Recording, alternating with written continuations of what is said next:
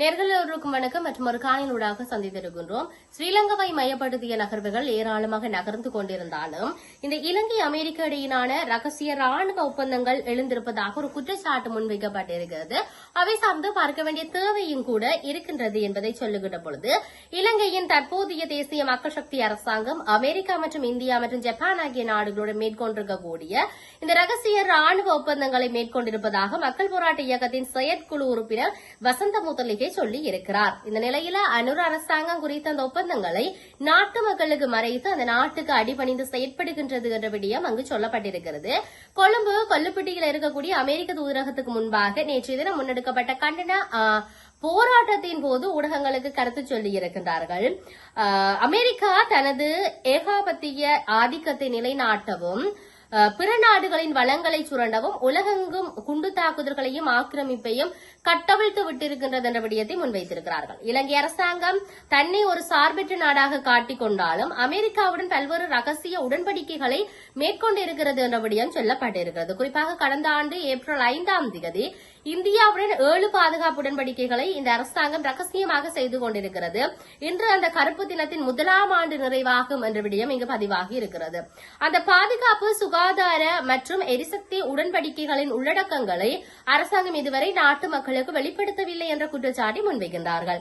அதேபோல கடந்த ஆகஸ்ட் மாதம் 13ஆம் தேதி ஜப்பானுடன் மேற்கொள்ளப்பட்ட ராணுவ ஒப்பந்தம் மற்றும் அமெரிக்க படைகளுடன் ஏற்படுத்தப்பட்டிருக்கக்கூடிய ராணுவ இணக்கப்பாடுகள் தொடர்பிலும் அரசாங்கம் மௌனம் காக்கின்றது என்ற விடயம் சொல்லப்பட்டிருக்கிறது.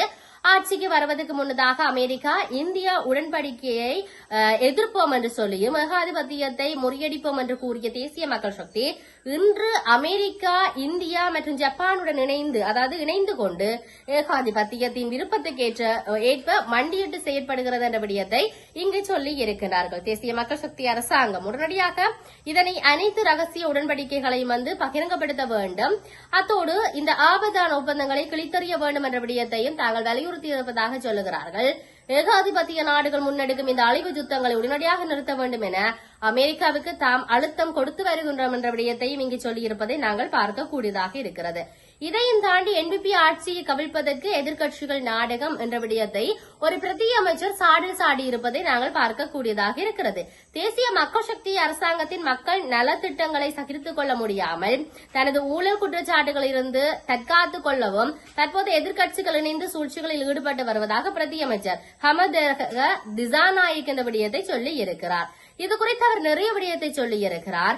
உலகெங்கிலும் எங்குமே இல்லாத வகையில மிகவும் முதிர்ச்சியற்ற மற்றும் சிறுபிள்ளைத்தனமான ஒரு எதிர்க்கட்சியே இலங்கையில இருக்கு என்ற விடயமும் இங்கு சுட்டிக்காட்டியிருக்கிறார்கள். நாட்டில் ஏற்படக்கூடிய இந்த இயற்கை பேரிடர் மற்றும் ஈரானிய போர் சூழல் உருவாகி இருக்கின்றது.